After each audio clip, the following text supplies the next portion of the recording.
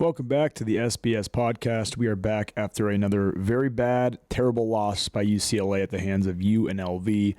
So we've got even more to get off our chest this week, and that also goes for you guys, the listeners. We had another monster week of submissions on the SBS hotline, so we, of course, kick off another hotline power hour to run through a few of those. So all of that and a whole lot more coming up next on the SBS podcast.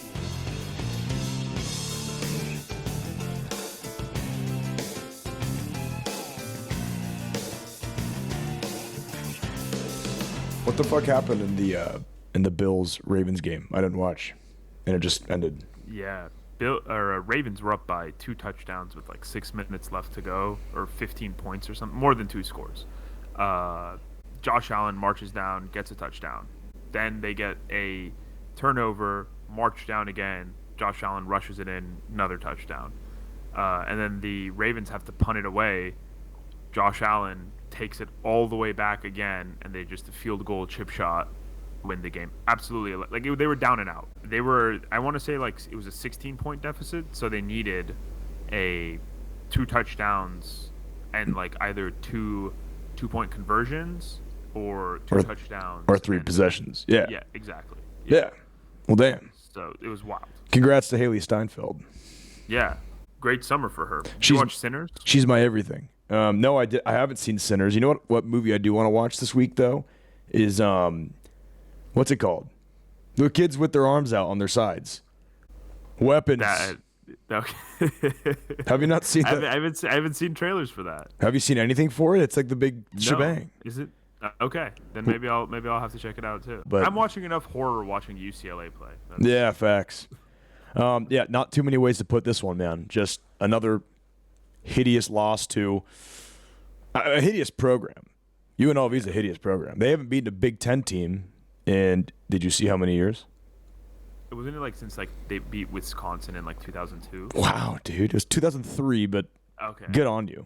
You've been reading. Where'd you see that? It was the ESPN article? On Twitter. Somebody on Twitter. It was Wisconsin, 2003. UCLA prior to Saturday had never lost to UNLV in any sport leading up to this. It doesn't really matter how flat UCLA came out in the first half if you just look at the penalties from that first half. I don't know how many came in the first half, but total it was 14 penalties for, 129 yards. Insane. Yeah. Insane. That's fucking like, I tweeted, it's bad public high school type football. Mm-hmm. You know? It gives public bad high school football is what UCLA is giving. Yeah, and I mean, we're going to hear this in the voicemails that are going to come up, but just such a absolute lack of discipline for one of your pillars of your program to be disciplined and to have 14 penalties off almost 130 yards, killing drives, giving life to opponents like multiple times.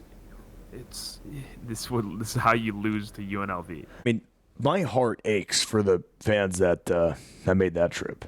And there were more up there than I thought from the photos that I received. They didn't show it much on the broadcast.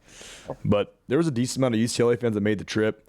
I'll tell you what, I think we might see some records set this Friday night at the Rose Bowl. I totally agree with you. I think 10,000 would be a success. That's the number that I had written down in my notes, Keon. I've got, I said, I don't see how they crack 10,000. Yeah, I don't see it, especially with that article. The Ben Bolch. Yeah. I mean, like the fake number versus the real number. Yeah, like that's just. I want to applaud him for. I guess that's good journalism, but I'm also just like, Ben, not now, dude.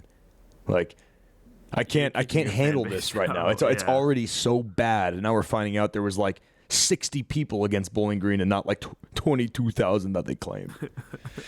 Yeah, they were claiming like the concession workers and the players themselves and the coaches as attendants. Yeah. Which is so funny. Dude, that's cooking the books. Marge Arman's legitimately cooking the books. Yeah. Ross, I wanted to ask you a question about, speaking of attendance, thought that's been going through my mind. I'm going to still be out of town next Friday, so I won't be able to attend anyway. But at what point does it get to where the fans start boycotting this going to these games, because the Penn State game is going to be a total home game for Penn State regardless. But just for those other games that are coming up after New Mexico and Penn State, just to really, I mean, I don't know if the athletic department is going to listen to no matter what we do as fans at this point. But just curious to your thoughts. It's come across my head a couple times. I don't know, man. Like, I truly found myself, and I hate to say it, when we started coming back against UNLV on Saturday night, I was like, I don't know if I like this. I don't know if I want to see them win this game. And that's the first time in my life I can actually say that. Like, you know, we said we'll always be honest on the SBS podcast. I'm going to be honest right now. I was basically rooting against UCLA for the first time in my life on Saturday. Because I'm with you. I can't see this team somehow limp its way to 3 wins even, because I think that's enough for the powers that be to just do nothing. I think at this point, man, it needs to be a 1-win, max 2-win thing for something to happen. So I guess to answer your question from a personal standpoint, that hasn't really crossed my mind. I just, you know, I'm vocal enough, and I send enough messages as I do with freaking SBS. So I'm not boycotting, but I have found myself rooting against UCLA, and we're 2 games into the season.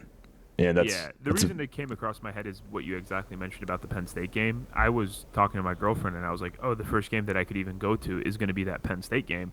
I don't know if I want to go to that game, because I'm going to go drive to Pasadena from the west side. It's going to cost me $40 for parking. I'm going to go to see us get our asses handed to us. It's going to be a 50-point game, and I want to leave at halftime.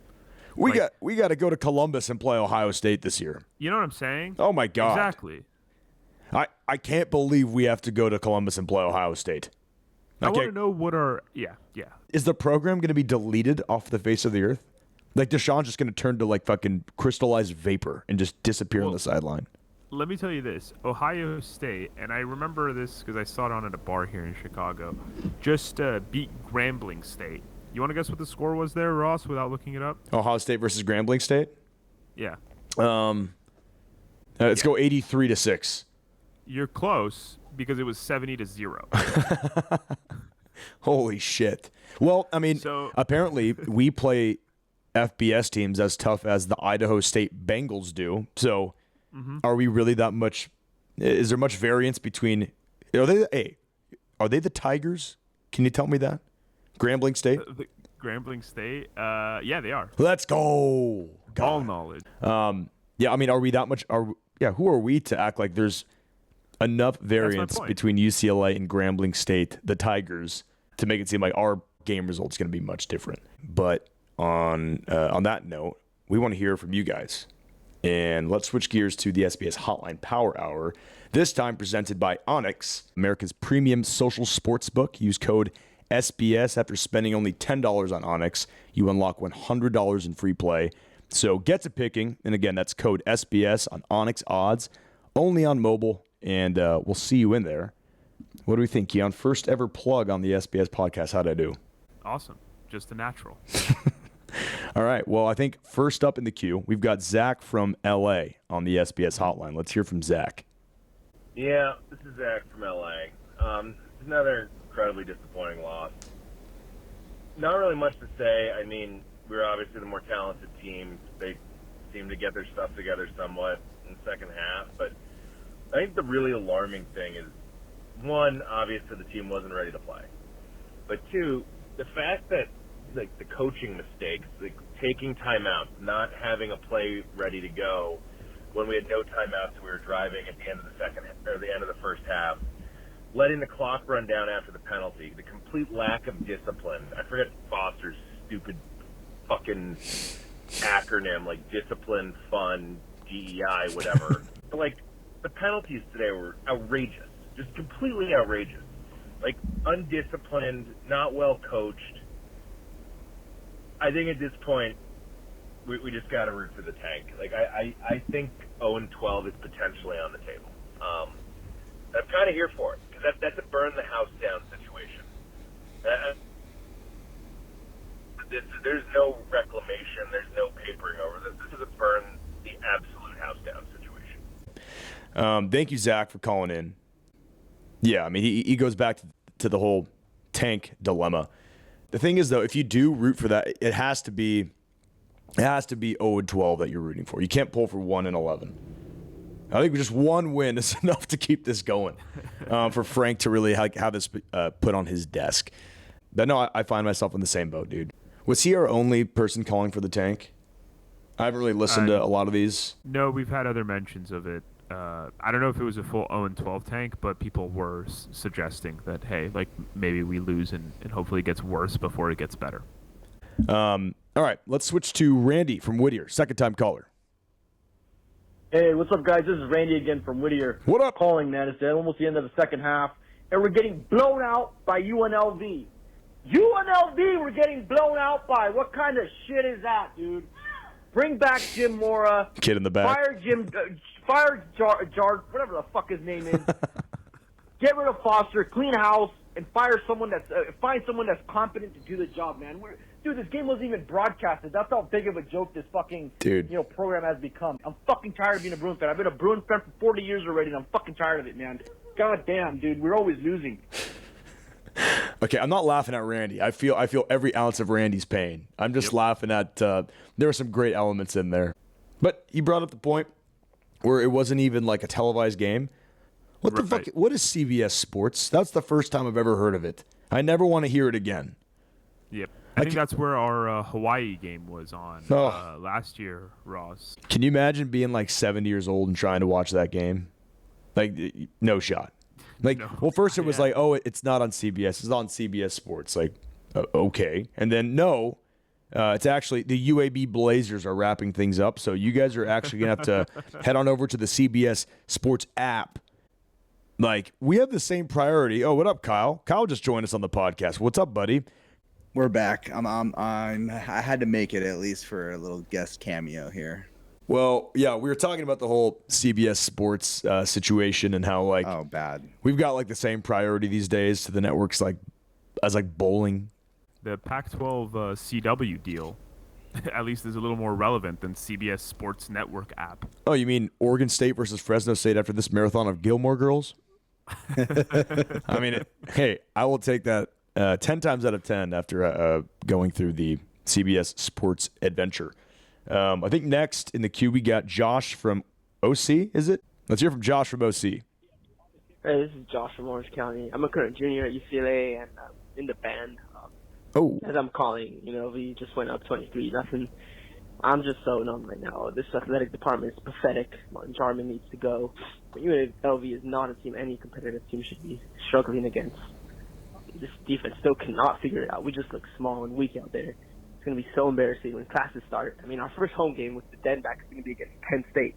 And all of those new students and returners, their first game is going to be a 50-point blowout. And we're just supposed to expect the Den to show up again after that. It's going to be a long season, especially as someone in the band is going to be there every week to support. I'm just not looking forward to any part of this football season. I mean, we still have the second half of this game, but I partly hope we don't come back to the athletic department wakes the hell up. So my takeaway from that was that Martin Jarman, he's not only just lost the fans, he's lost the solid gold sound of the UCLA marching band. Yeah. It doesn't get any worse than that. He lost the band. The people who are literally forced to be at every game. Yeah, they are kind of the outside of like immediate staffers. The band is kind of like the only other people that like, no, you have to go. You have to watch. They're the ride or dies. Yeah. If you're losing the band, that's pretty, you're in a bad spot. Yeah. And then he brought up They're included in those attendance numbers, the band. Well, he brought up a good point about the Den. It's like almost at this point, like I just hope classes don't start because like those poor freshmen, your first game that it's going to be Penn State. I hope what's the spread going to be on that? Like 40 points? Something like that. I guarantee it. Do you think so? Like around 40? I think it's going to be like 34.5. Yeah. Oh man. I wish I had the ball knowledge plus gambling knowledge to like know what would be the biggest spread in UCLA history. Yeah. Not in our favor. Somewhere. Against us? Yeah. You want to find that for me? Yeah, I'll go for it. I'm trying to find the biggest spread on Onyx right now for this upcoming week. So far, it's 27.5 is Oregon versus Northwestern. Against Penn State last year, we were 28.5-point dogs. That was on the road. I'm surprised it wasn't a little bit higher than that. 28's a big spread. 28 That's is 4 touchdowns. That's insane. That's a lot. The tough ones, I think I know I just jumped in here, so I don't know if we've heard from any other students, but the tough ones for me to hear is going through these voicemails are the students. It's like, dude, you guys, I mean, we never really experienced any, I mean, we got maybe one good DTR year, 2 good DTR years, but, you know, if you're going through this as a student, it's just, I mean, how do you get up and make that drive to the Rose Bowl to go watch this team play? It's because that's got to be the toughest thing. Well, it's because of the tailgating. And I think it was on the show when I said it. That's the only thing that, and I mean this fully. I'm not even clickbaiting here. I think UCLA tailgate, or the Rose Bowl tailgating, I should say, is like the only thing that is keeping UCLA from having a non-attendance. Like, I would wager that 80% of the people that end up in the stadium are like, okay, well, at least I'll be able to like kind of hang out, throw the ball, be outside, drink, be at the Rose Bowl. It's beautiful out. Have we heard from Lord H. Arthur yet? We haven't, but he's coming, I think. Lord H. Arthur. Why don't we just play Lord H. Arthur next?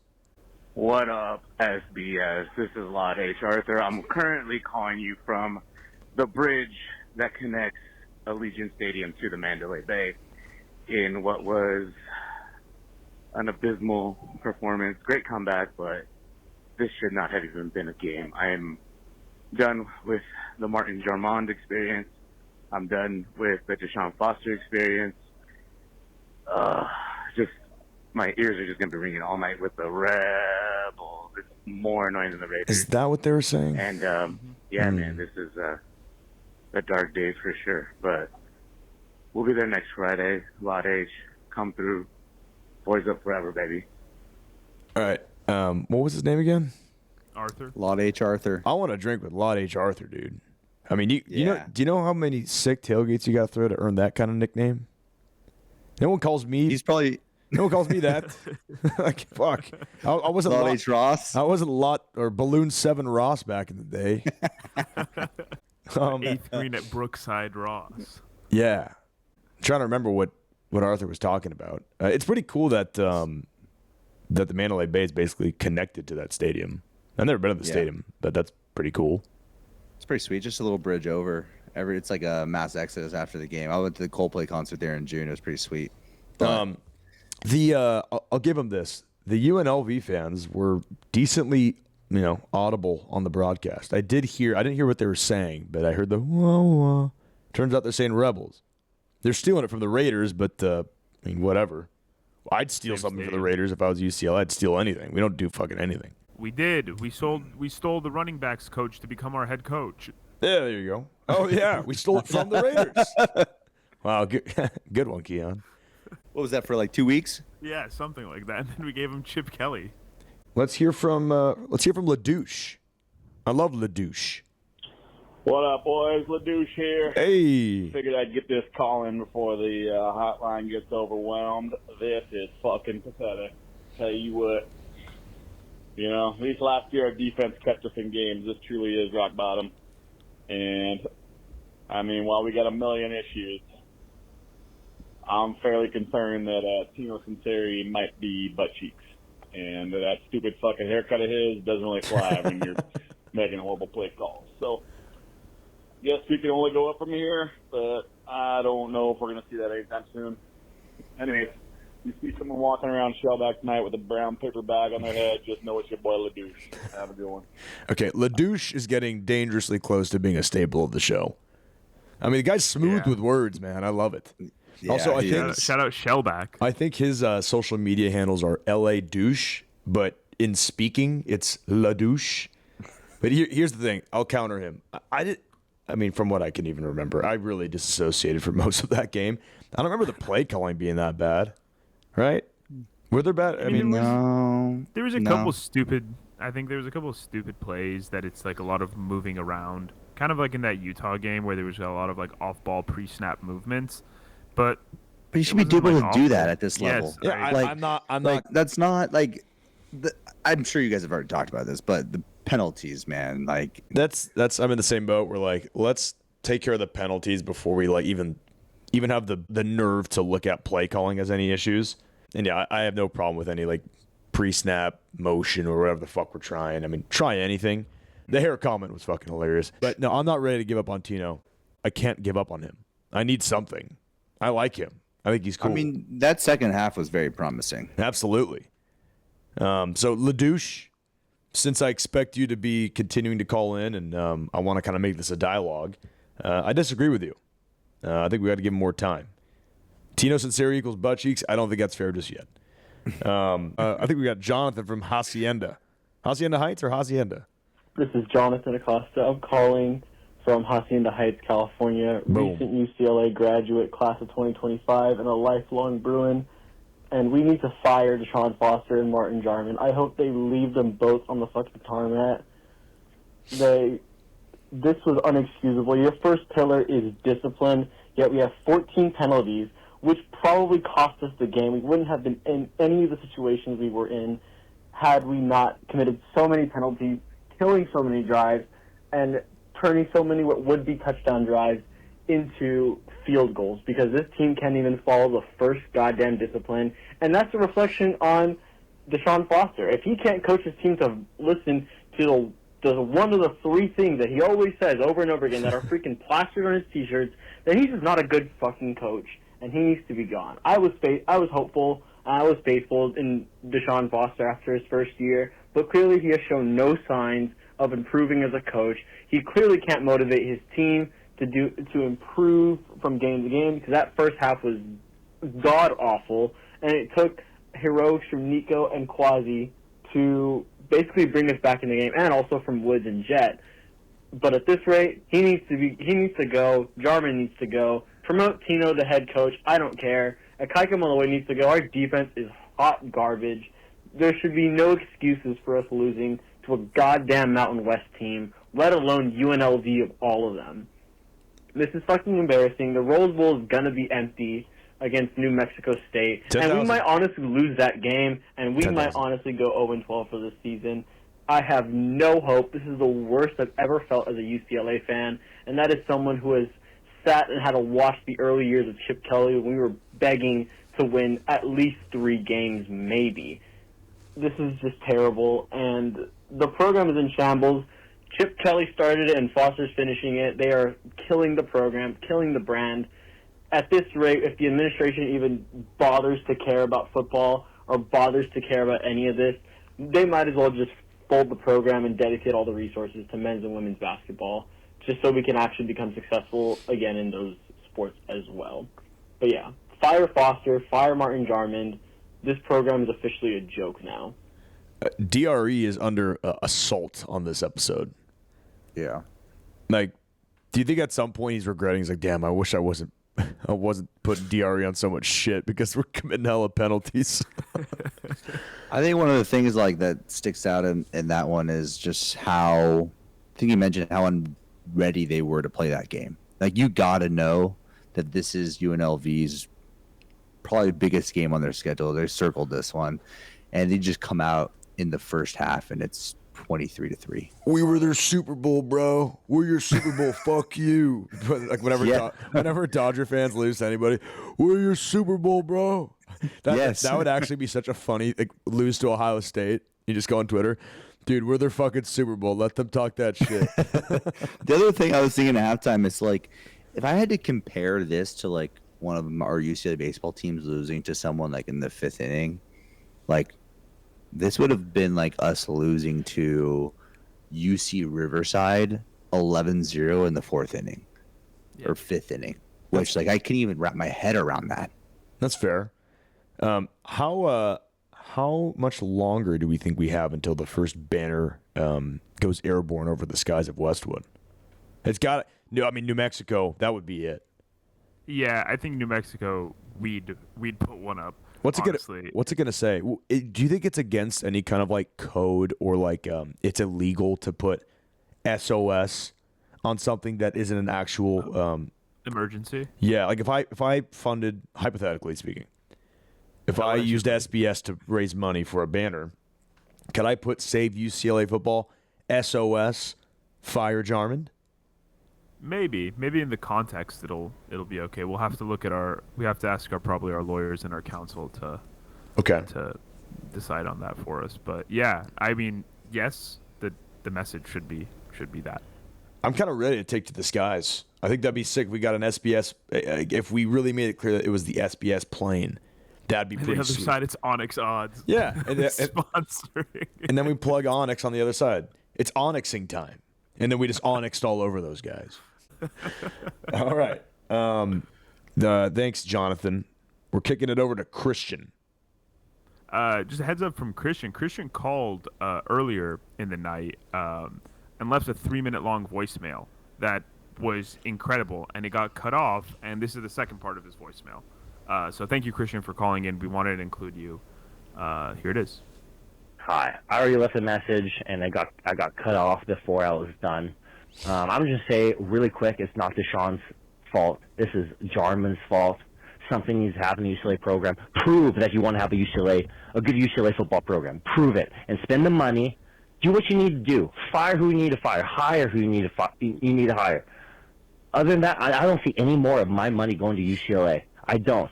I've been a fan since I was 5. Gone to so many games. My dad's on season tickets since the 70s. I will not spend one more dollar on this program. Okay. I like that he brought up the, what's it called? Hire who you got to hire. LA Football Network just put out a article. Top 5 coaches to replace Deshaun Foster as UCLA Bruins head coach. So we're already starting to see things like this, which is, I mean, kind of nice. And here are some, I'm going to list 2 names that I found interesting. They're probably complete long shots and will never happen, but, you know, what the fuck. We've got Tony White, Florida State, defensive coordinator. Here we are again, the Tony White. And then Jimbo Fisher. No way. No way. Jimbo Fisher. Could you imagine? You got Jimbo at UCLA. What is he doing? Is he? He's still getting paid out by Texas A&M, I think. I mean, his great-grandchildren will be paid out by Texas A&M. Oh, he's chilling. Their first, they go, hiring Jimbo Fisher is a massive long shot and likely not a great fit for the UCLA Bruins, if we're being honest. But his name and pedigree would certainly get the fan base excited, which desperately needs a spark. So it's just Chip Kelly. It's just Chip Kelly all over again. Yeah, let's do it. Let's put our short list together. I'm gonna have Chip Kelly at like number 7. All right, you guys want to hear my list? I got Jerry Neuheisel number 1. At number 2, I've got Jim Mora. Number 3, Chip Kelly. Number 4, Pete Carroll. Clay Helton. Number 5, Clay Helton. Number 6, I hear that USC fans aren't loving Lincoln Riley. All right. We're switching over to, let's hear from Mike. What's up, guys? It's Mike from New Jersey. Mike from New Jersey. This game makes me think. Mike? Sorry for all the pauses. I'm just in a bit of disbelief, but I expected this. Being down 23-0, then you storm back. It just gives us another aspect to hate this team. It just really sucks that our athletic director is who he is. And I'll tell you what, I'm gonna be really gut wrenched when Deshaun gets fired, because that will be a very crippling career moment for him. Because it's like, what do you do? Nothing you ever do in your career will heal failing at your alma mater. And it should have never happened to begin with. This just sucks. I can't believe we can't beat Mountain West schools now. I don't even know if firing Deshaun Foster's the answer. I think it's got to be an administrative thing. AD has to go, and UCLA really needs to check themselves if they want to be a serious program. Because if they're going to keep doing what they're doing now, they shouldn't have joined the Big Ten. They should have just went into they should have did exactly what Washington State and Oregon State did. Stayed in the Pac-3 or whatever and wait till it gets formed again. Because this program cannot compete in the Big Ten at all. It's a joke. I got nothing more. I'm at a loss. I'm not shocked, but I'm shocked at how low things can go for this program. I'd be shocked if 10,000 people go to the game against New Mexico. Whatever. Thanks, Mike. I think to Mike's defense, this game ended at like 1 a.m. in New Jersey. Here's the thing. It's kind of easy to, we're talking about this game a day removed. So we can at least kind of, I've gathered myself, I can laugh at it now, but I was Mike. We were all Mike. Yeah. And to his point about this being crippling for Deshaun's career, for being a head coach, absolutely. Well, but also, that was never on his radar in the first place. In a sane world, Deshaun Foster was never on a track to ever become a head coach anywhere in the college ranks. Absolutely not. I think he can find a running back's job somewhere. He took one in the NFL. He should be. He's a good running backs coach. He just should absolutely have never been in this situation in the first place. So, is this going to cripple his chances of ever finding a head coaching position ever again? Absolutely, but it was less than zero before Martin Jarman decided to give him the fucking chance in the first place. Yeah, but then again, it goes back to would you say no? Do you think there's ever a world in which Deshaun Foster would have said no to being the head coach? With every game that passes, I'm kind of moving away from that because I'm always kind of like, you probably should have said no. If someone came up to me and was like, Ross, we're gonna pay you $5 million, but you need to perform open heart surgery on someone, and the guy's gonna die if you don't perform this. But we can't get other people. He's gonna die, but we'll pay you $5 million even if he does die. But I just want to give you this chance, $5 million, and I'm like, let's do it. Let me see what I can do. So yeah, when I put it that way, is the Deshaun sympathy thing still kind of hanging there? Or is it kind of like, you probably should have said no? Because, no one knows his own skill set better than him. So he's either A, delusional, or B, was just like, you know what? I'm going to crater my my alma mater's program, and I'm going to take this fucking cash. I'm gonna throw something on a ledge, and I don't know if it'll stick. We're in that point of the season already, 2 games in. I don't think Deshaun wanted this job. I think Deshaun wanted to be a running backs coach in the NFL and continue his career track there. I think Martin had nobody else, and I think Martin probably really tried to coax Deshaun and be like, this is your legacy, this is your alma mater, you're never going to get an opportunity like this. But I think Deshaun's gut reaction probably was to say no. That'd be interesting. I just don't see a world where he would be like, yeah, I'm ready. It would just be delusional. And he doesn't seem like a delusional guy. And he certainly loves UCLA. But yeah, I think he was probably put into this position by Martin and being like, hey, you got to take this job, because if you don't take this job, shit's going to get even worse. Well, here's the fact of the matter. He got played by Chip Kelly and extended all of his assistant coaches. That did happen. Chip Kelly then fucking leaves. So then when it's time to hire somebody, we now have all these assistant coaches that are left over. He now needs to buy all these guys out, which he doesn't want to ask anybody to pony up that money. So instead, he promotes a guy from within to keep that coaching staff in place, because Tony White wanted the job. And he said, I'm going to bring my own staff. That's my condition. I'm going to bring my own staff with me. We told him to kick rocks. Because, no, we have Chip Kelly's assistant coaches that we've got to fucking retain. Because we decided to extend this guy who was already a lame duck, dead man walking head coach.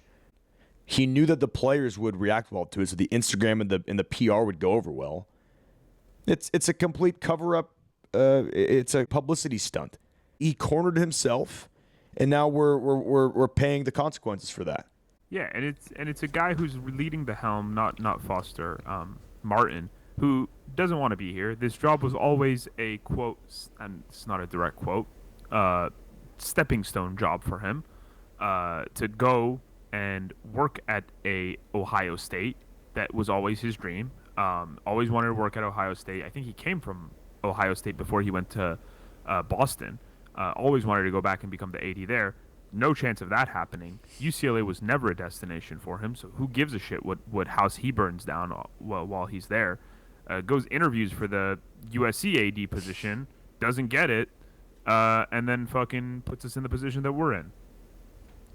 Great stuff. Who's next? Let's play it and find out. All I got to say is this. This is my 20th season following this program. 20 years. I was actually born in 1997, and sorry, I got a TV playing. Let me turn down the volume. This guy kind of sounds like me. I was born in 1997, and UCLA's last Rose Bowl appearance was 1998. Isn't that fantastic? I've told myself multiple times, if I die before UCLA makes a Rose Bowl game, then I never got to actually live my life to the fullest. Is that pathetic? Absolutely. But is that my reality? Also absolutely. This is what I face. This is the cross I carry as a UCLA football fan. I don't ask for a lot. I'm not saying that I want to see a national championship even. I just want to see them make a Rose Bowl. Make a Rose Bowl. At this point, I want to see them win a game. They might not win a game this year. Is 0-12 on the table? 100%. I've never seen it get this bad. Again, this is Ross calling from Venice. I'm familiar with the show, so if you guys could feature this on the podcast, I'd greatly appreciate it. My number 6. How familiar with the show? Wow, I didn't know there's more than one Ross in Venice. I got to grab beers with that guy. Sounds like you grabbed a few. Who snuck that in there? What the fuck? I did that for our own internal enjoyment, and here I am hearing it on my own show. Okay, sounds like a true crusader. But no, I can totally relate to that guy. I mean, yeah, any UCLA fan that's under 30, under 35 even, unless they were following at a really young age, we only really know 3 good years of Mora, right? 3 pretty good years, not really good. They were pretty good. And at this point, I mean, fake Chip Kelly season. Yeah, and yeah, I don't even know if the Rose Bowl is the Rose Bowl used to be at least one team from our conference would go every year, so that was kind of always kind of a path. Yeah, a path, a goal. But now I don't even know. It's a playoff game. You have it rotates. to make the playoff. Now it's in the 12 teams. I don't even know who the fuck. We could end up winning 11 games and go play in the Sugar Bowl. Yeah. So now the odds are even. That dream even slimmer. That dream will die with me. I fear. And it's not pathetic because I've thought about the same thing. We all have the same dream. Is that the end of our mailbag? That's the end.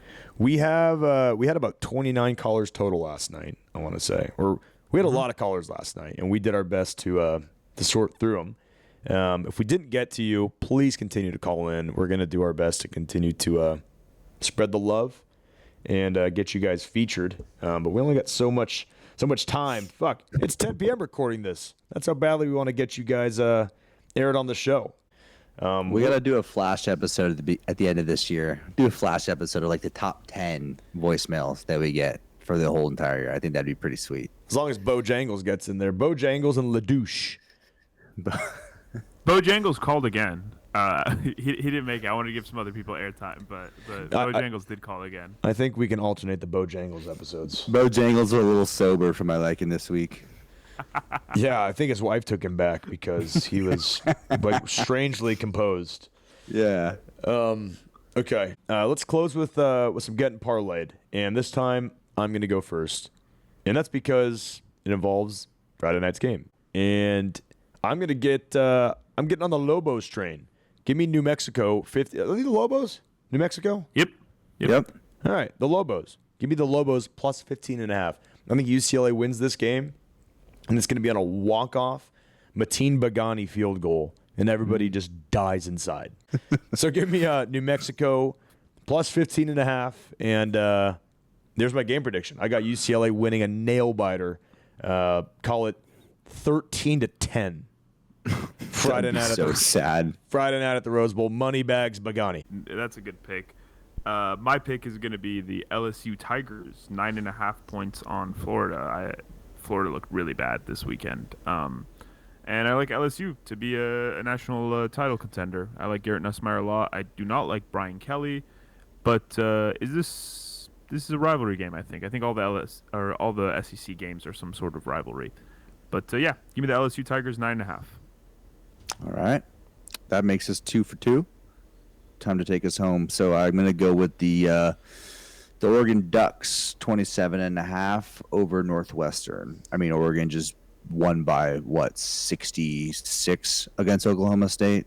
So I mean, I think their point differential in both games has been 50 plus. So I expect that to carry them into this game. I believe it's at Northwestern, but there's not much home field advantage there in that tiny little high school field. So Oregon blowout, and hopefully that takes us 3 for 3. Yeah, so if you want to clench your ass cheeks and tail us on this on the Onyx Odds app, plus 595 is your odds. $20 will win you 120. Promo code SBS. Get in there. I know you want to.